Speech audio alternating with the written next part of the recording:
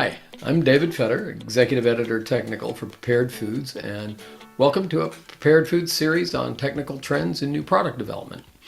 I recently asked a number of product developers a set of questions on the crafting of meat, poultry, seafood, and dairy analogs derived from plant-based and other ingredients. Today, we're taking a few minutes with Cole Orobetz, who is CEO, CFO, and co-founder of Alpha Plant-Based Foods. And they're makers of cutting-edge meat and poultry analogs. And they've been doing this for years. They've got a good jump. So they're vanguards of this trend. Cole, thanks for joining us. And boy, I got to tell you, a lot's happened in the world of plant-based product development since you and Lauren Wallace wrote that really great article for us back in 2017. So can you catch us up? Can you tell the audience what you think have been the most important advances in that field in this 5 years gone by? Sure. Well, thanks for having me, David. Great to talk to you again.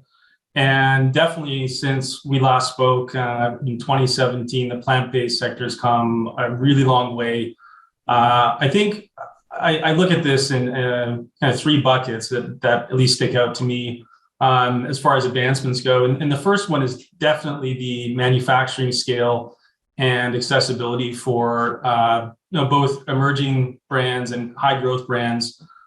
We've seen so many more manufacturing operations open their doors to plant-based protein brands, that are seeking a place to produce their products, as well as work on research and development. So that's definitely been a big step change from when we started back in, I guess, late 2015. The second, for sure, is the availability of the plant-derived ingredients. There were a lot of components and proteins kind of earlier in, I guess, this latest life cycle of plant protein that were just in short supply or not quite commercializable. And I would say probably leaning on the bleeding edge as far as being able to get those products, ingredients into finished products. But I think the industry has come a long way now, and a lot of those more unique and novel proteins have found their way to at least a reasonable level of scale to allow the R&D teams to incorporate those into the finished products. And then I think finally, well, this isn't kind of a technical advancement, but the awareness of the plant-based movement has really driven new consumers into the sector. And with this interest and buzz, it's brought a lot of investment dollars, and these dollars have been deployed against innovation and bringing kind of new cutting-edge products to market, which has then in turn driven retailers to allocate more space to the sector. So I think that has really pulled the entire industry along, not only on the brand side, but also from the ingredient side and from a manufacturing perspective. And those are the three big advancements from my perch. I think you're right. The third bucket, as you called it, might not be so technical, but you're right. The visibility is just incredible. And I was actually looking at that article you guys wrote, and somewhere in there was the line that plant-based would become as recognized as organic in a few years, and nailed it. So now, if I remember right, that truly awesome Ballpark Frank was y'all's first big product, major product release. So if you can carry us through, what was the first big technical challenge you had in creating that and the other flagship products? And then how did you guys decide on the ingredients and techniques that you would turn to address that challenge? Yeah, that is right. The infamous Alpha hot dog. And I know that graced the cover of that issue of the magazine when it did come out. I've got one sitting on my desk, actually. The magazine or the hot dog? The magazine with the hot dog photo on it. That was our first one. So it's kind of enshrined here in the Alpha timeline of exciting events. But yeah, the Alpha hot dog, which is really, we call it the Alpha dog, it kind of started everything. That was our first, I would say, breakthrough as far as creating our platform of plant proteins. And really what we focus on first is always the taste. So I think that is really something, that's an immediate deal maker, a deal breaker for anyone, Always. who wants to continue, chewing a product and trying it or not. So the taste and kind of the spice blend and the flavor was the biggest challenge. And that took some time to dial in to get that authentic hot dog taste. And from there, we went right to, the mouthfeel and chew, which we eventually, it got really, we nailed really well as well. So, and that has really driven our product development ethos around our protein platforms, which is taste first, then texture. And we can utilize that really strong foundation and go in a number of different directions, depending on the species, beef, chicken, pork, and do have some plant-based fish products that are slowly coming to market. We haven't been too loud about those, but really starting with those two attributes, we can develop a wide array of proteins as well as different cuts and different formats. Well, I think what really impressed me is, and you're underselling your talent a little bit, because what was also on y'all's minds was performance and the work that you put in, that you described to me at the time, to get that ballpark frank to split when it steamed, just like a real frank, and that was just totally impressive, because it was just enough, not too much. It was perfect, and that is so important for the experience, the end user's experience of that product. So and I think that goes to one of our, one of the really important attributes of our product development in our company, which is kind of that familiar favorite, and that split down the middle of a hot dog is familiar to anyone who's ever eaten or boiled a hot dog. So exactly. Good memory on that one, but absolutely the small details do matter. They do. So what would you say of those three things, flavor, texture, and performance, posed the greatest challenge? And what can you tell me about how you met the challenge? I think that I would say that the texture is probably the most challenging, and that's really highly dependent on the type of proteins that you're using. And while we've experimented with a number of plant proteins, we've always found the base of non-GMO soy and a little bit of wheat gluten to be the most authentic from a texture perspective. And from that point, we can then work on the flavoring system. But we get more feedback around how people love the texture of the products and the chew. And that really tells us that we're onto something. And the flavor and kind of spice blend or spice pack, if you want to call it, those can be modified more easily than the texture. I think the texture has a lot to do with not only the ingredients, but the type of production process that that results in the finished product. Right. So now, what aspects of your formulations, whether the Frank or any of the others, are you looking at to improve for your next round of product releases? Well, we've made a continuous commitment to constantly review all of our products, the ingredients and the formulations. And we have made improvements each year that we've had products on the shelf, some bigger than others. For example, removing the palm oil a number of years ago and some other modifications. We do have some exciting products that are under development near launch that include other proteins aside from non-GMO soy and wheat.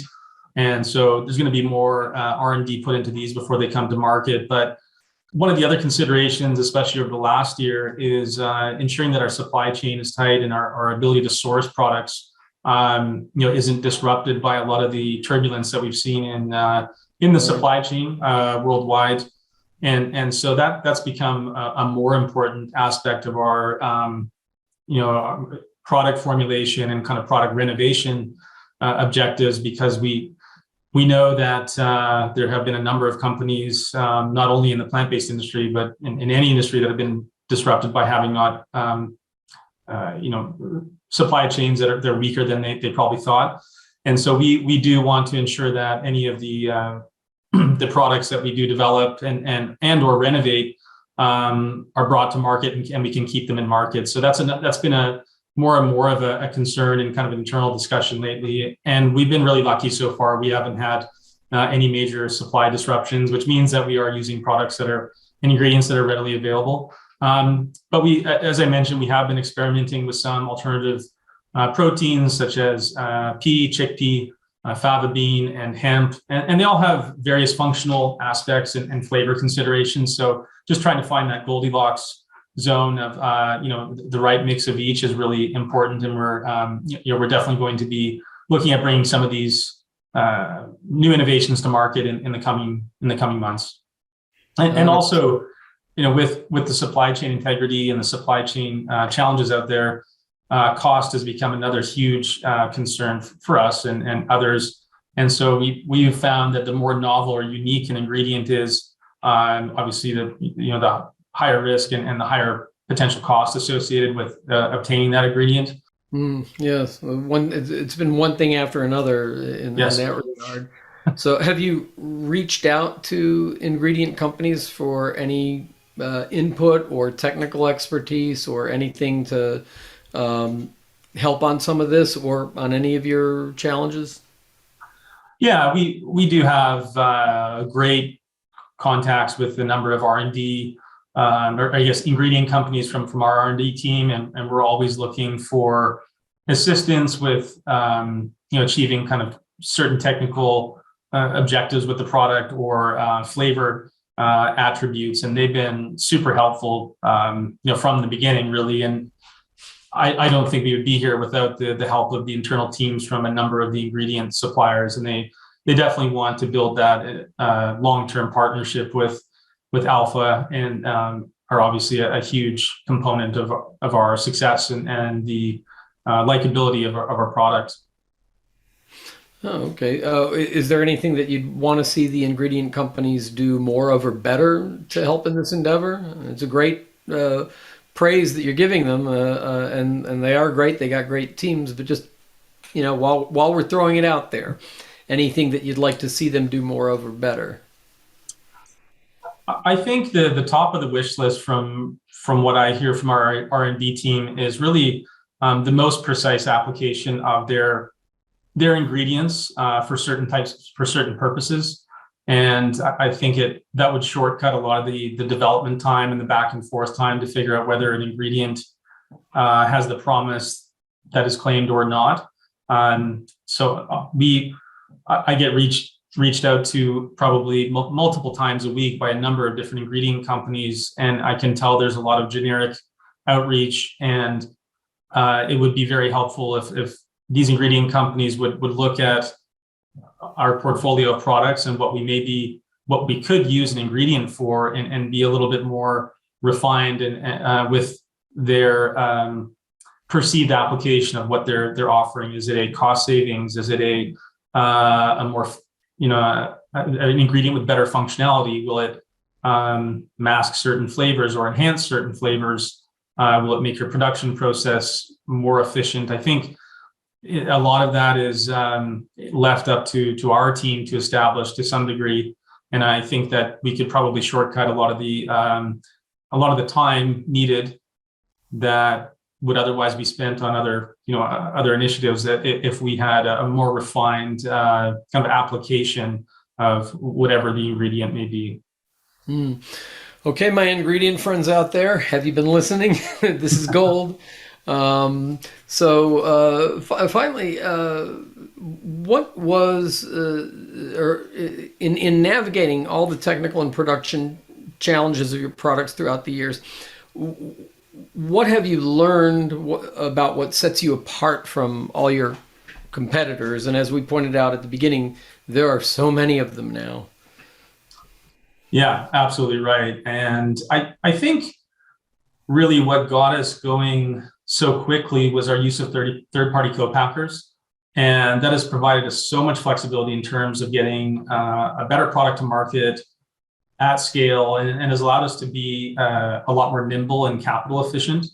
We have never relied on proprietary machinery or super specific production requirements to get a product into the market. And I know there are a number of brands out there, both plant-based and not, that may require specific types of equipment or manufacturing processes that can be expensive or maybe slower than they'd like to for production of their products. So definitely using more standardized equipment has allowed us to keep our costs down, has allowed us to scale quickly, and allowed us to develop our finished product a lot quicker. And it's also allowed us to build redundancy into our product programs, which is really important, especially when there has been supply chain and manufacturing shocks, especially with plant workers being succumbing to COVID. So we definitely, when we develop a program or product, we want to ensure that it has the ability to be replicated in a redundancy, and have redundancy so that we're not totally reliant on just one manufacturer, and obviously getting the same finished product. So I think that's been one of the unique attributes of our program and how we've scaled so quickly. That's truly important information, because I do know of some companies that have had great products, relied on specialized equipment, and went under when that couldn't be fulfilled. So it's good advice and worth heeding. Just what can we look forward to from Alpha Foods in the coming year? I know you mentioned some things that are, and you don't have to say anything proprietary, but you mentioned some things in the pipeline. Anything you want to share with us to keep an eye out for? Yeah, we've got some great innovation coming to market, starting in late Q2, late this quarter. We'll have an extension to our very successful and exciting breakfast platform, so definitely watch for that. We've got a couple of new items coming to food service as well as we speak that we have kind of just gotten into market, and should have some exciting items at retail for closer to the end of this year. We definitely have a pretty robust pipeline of exciting new products, as well as renovation to existing products, just to enhance their delicious factor. Oh, good. Wonderful. I do look forward to it. Cole, thank you very much for giving us this peek inside Alpha Foods. I want to thank the listeners for joining us, and listeners, viewers, and I hope that everybody found this first-person discussion as fulfilling and enjoyable as I did. Be sure to check out our media menu at preparedfoods.com, and you'll find many more videos, podcasts, and other sources of on-trend topics of interest. Thank you. See you next time.